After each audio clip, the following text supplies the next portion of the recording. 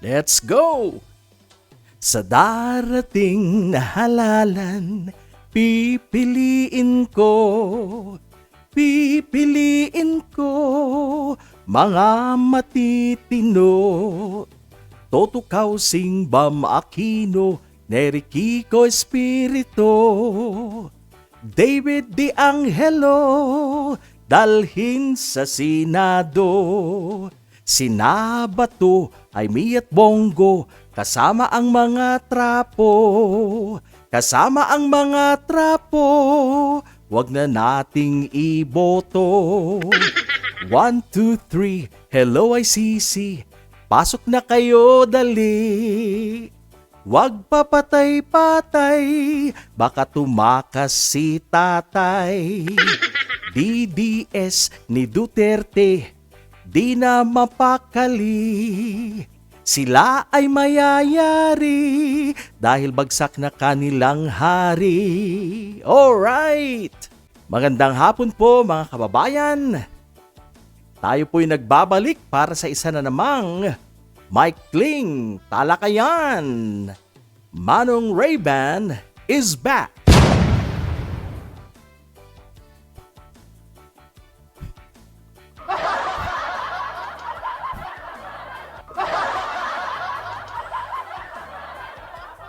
Okay mga kababayan, isang magandang hapon po sa inyo lahat. Sa ating po mga kababayan na nasa iba't ibang bahagi po ng mundo, hello po sa inyong lahat. Again, gusto ko pong i-shout out ang atin pong mga followers and subscribers at pasalamatan, hindi po ako magsasawang pasalamatan ang ating mga subscribers and followers. Thank you po. Maliit man ang ating bahay, ang ating channel, pero lumalaban po tayo. Atin pong pinapahayag ang katotohanan na dapat pong manaig dahil matagal na po tayong inaabuso. Dapat ang taong bayan ang mamayani, dapat ang taong bayan ang masusunod. Hindi po ang mga pulpolitiko. Yan. Mga kababayan, gusto ko pong talakayin. Ito pong lawyer, isa po sa mga legal counsels ni former President Digong Duterte na walang iba kundi si Sal Panelo. Yan po. Alam niyo po, tong tao po na to ay masakit magsalita. At kagaya din po ni Harry Roque, they have something in common. Ang mga tao po ng Duterte, ang mga DDS, they have something in common. Alam niyo po ba kung ano yan? Mayayabang. Yan. Yan po ang kanila pong pagkakapareho. Di ko po alam bakit ang yayabang nila. Isama mo po dyan ang mga trolls, ang mga DDS, mga maka-Duterte. Di ko po alam. Taglay po nila ang pag-uugali ng kanilang idol na si Digong Duterte. Ang pinaka-worst para po sa akin, pinaka-worst na naging Pangulo ng Pilipinas. Nagmumura sa kanyang mga speeches. Never po ako nakita ng presidenteng nagmumura. Siya po ang kauna-unahang Pangulo ng Pilipinas na nakita ko pong nagmumura sa harap po ng taong bayan. Sa kanya po mga talumpati, isinisingit niya po ang kanyang pagmumura. Nung una tayo po'y pinipilit po nating tanggapin yan. Pero na-realize po natin na hindi. Hindi natin ipagpapalit ang ating mga moral values at standard. Kaya hindi po tayo nasisiyahan dyan sa kanyang mga pinaggagawa. Alam niya na pag nagmumura po siya or gumagawa ng mga kabastusan, ay masayang-masaya ang taong bayan. Pero isa po siyang Pangulo. Kapag isa kang Pangulo, dapat isa kang magandang ehemplo Isa kang magandang halimbawa sa mga Pilipino, lalo na sa mga kabataan. Pero baliktad po eh. Baliktad. At ang masakit po niyan, marami po ang mga pumapalakpak at masaya sa kanyang mga ginagawa. We're not supposed to approve what the former president was doing. Dapat hindi po natin yan pinapayagan, hindi po natin yan pinahihintulutan dahil yan po ay may pagkabastos. Ang Pilipinas po, ang mga Pilipino ay hindi bastos. At mula po nung siya ay naging Pangulo, abay, dumami po ang mga taong bumagsak ang kanilang mga standards at pinili po nila ang kanyang pananalita. Pumapalakpak sila sa kanyang pananalita lalo na po kung siya ay nagmumura. Alright, balikan po natin itong si Sal Panelo. Napakayabang po mga kababayan itong si Sal Panelo. Sobrang yabang po. Alam niyo po, bilib na bilib po ako sa mga taong matatalino. Mga taong may angking dunong. Kung sila po ay mga taong may humility at simple mapagpakumbaba. Pero ito po yung klaseng abogado kagaya ni Harry Roque na sobrang yabang po. Alam niyo po itong si Harry Roque, nasampelan na po ng karma. Di lang po natin alam, I hope na itong si Sal Panelo, hindi din po siya masampelan ng karma or I hope na walang mangyaring hindi maganda sa kanya dahil sa kanyang kayabangan. Alam niyo po, lately, binira niya. Tinawag niyang most na inutil daw na vice presidente si Noli de Castro. At talagang pinahiya niya. Tinawag niyang pinaka-inutil daw na vice presidente itong si Noli de Castro. Alam naman po natin na naging vice president po si Noli de Castro noon. At syempre nga po, dahil po si Noli ay isang journalist at mamamahayag, meron po siya mga reaksyon sa paglabas ni former President Digong sa Kongreso at yung nga pong hindi niya pagpirma sa bank waiver na yan na challenge ni former Senator Trillanes sa kanya. Napatutuhanan niya, ipakita niya yung kanyang mga pera sa bangko dahil ang claim nga po ni Senator Trillanes na hari ng droga ang mga nagbibigay sa mga Duterte every 6 months.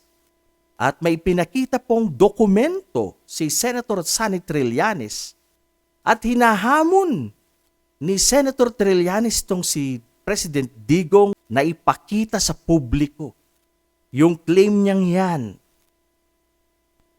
At nung una, okay pa man din na sabi niya, okay, I will sign a waiver. Yan.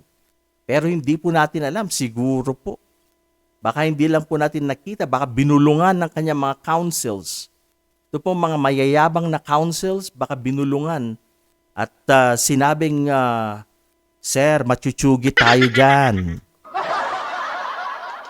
Kaya po, all of a sudden, bumaliktad. At hindi niya po tinuloy ang kanyang sinabi. At naghahamon na, sabi niya, hindi lang ako magsasign ng waiver, kayo din. All of a sudden po, kumambyo, bumaliktad. Kaya malamang sinabihan po ni Sal Panelo at ang mga kasamahan niyang mga abogado na huwag gawin yan dahil lalabas ang katotohanan. Lalabas sa publiko, lalantad sa publiko. Ito ang claim ni Senator Trillanes na tumanggap nga po sila ng maruming pera katas ng droga. Galing po sa mga hari ng mga pinagbabawal na gamot. Dahil po sa pagpuna ni Noli de Castro kay dating Pangulong Digong sa kanyang reaksyon, sa kanyang mga comments na ipinahayag, kaya nag-react kaagad itong si Sal Panelo at tinawag. Talagang dinigrade niya po si Noli de Castro dito na pinaka inutil daw na vice presidente ng Pilipinas. Ba't hindi niya ba nila naalala na si incumbent vice president ay isa ring mabuti si dating Vice President Noli de Castro, hindi po siya gumamit ng mga confidential funds. Itong anak po ng former president, abay, inubos niya na ang confidential funds at hindi niya maipaliwanag. Wala siyang resibo sa kanyang pinagkagastusan. Hindi po natin alam. Dahil kung wala kang resibo, ang iisipin po ng taong bayan ay inurakot, ibinulsa. Yan po ang maaaring isipin ng taong bayan. Well, yan po ang ating Vice President. Hanggang ngayon, hindi pa rin po nagpapakita sa mga hearing sa Kongreso. Kaya hindi po natin alam kung ano bang talagang tutuon yan. Pero yun nga, mag-iisip po ang taong bayan na yan, since wala kang resibo, ay maaaring iyong pinulsa, kinurakot. Yan po. Alright, balik na naman tayo kay Sal Panelo na sobra pong yabang. Alam niyo po talagang palos pagtawanan niya si Noli de Castro. Napansin po niya pati po yung kanyang pananamit. Yan. Hindi po maganda yung kanyang pagpuna, pati po yung personal. Yung pananamit na isang tao ay binanggit niya. Sa kanyang platform, binanggit niya po, sinapubliko niya ang kanyang pagtis at pagpansin sa pananamit daw po ni Noli de Castro. Yan, sabi pa niya na dapat magpalit ka na ng stylist. Ito pong si Sal Panelo ay sa atin pong pagbabasa, I think ito po ay isang iglesia ni Cristo. Ito pong si Sal Panelo. You know, may respeto po tayo sa mga miyembro ng iglesia ni Cristo. Pero ito pong si Sal Panelo ay magkatulad po ng pag-uugali. Katulad niya po ito si Bantag. Yung pong pinaniniwalaang yumari kay Kapersi Lapid. Yan. Magkapareho po ng ugali tong si Sal Panelo na to, mayabang. Ganun din po si Bantag. Ay pagkakaiba po kahit nasa iisa kayong relihiyon pero iba-iba po ang pag-uugali ng tao. Sinasaluduhan ko po yung Iglesia ni Cristo na sina Kapersi Lapid at General Torre. Yan po mga taong may integridad para po sa akin. Mataas ang pagtingin ko sa kanila. Pero ito pong si Sal Panelo at Bantag, wala. Wala po yung mga yan. Isang abogado nga pero you know what? I'm sorry sa aking word pero bastos po si Sal Panelo. Hindi po siya magandang halimbawa. Dapat kung isa kang abogado, isa kang lawyer, dapat ginagalang, may respeto, mataas ang respeto sa iyo. Pero sa kanya pong pananalita, kagaya po ni Harry Roque, wala po, nababastusan po ako sa kanilang pananalita. Sorry na lang sa mga supporters ni Sal Panelo pero ang iyo pong iniidolo ay nakakasuka. Hindi po natin alam, baka isusunod pong birahin tong si Sal Panelo. Hindi lang po natin alam. O mapaglaro ang tadhana, kaya wag kang manigurado, wag kang maniguro, Sal Panelo. Dahil karma is real. Alright mga kababayan, ito lang po ang aking maigsing talakayan. Sana po nagustuhan po ninyo. Sa mga hindi pa po nakakapag-subscribe dyan, please subscribe to my channel at sana mag-iingat po tayo lagi. Maraming pong salamat.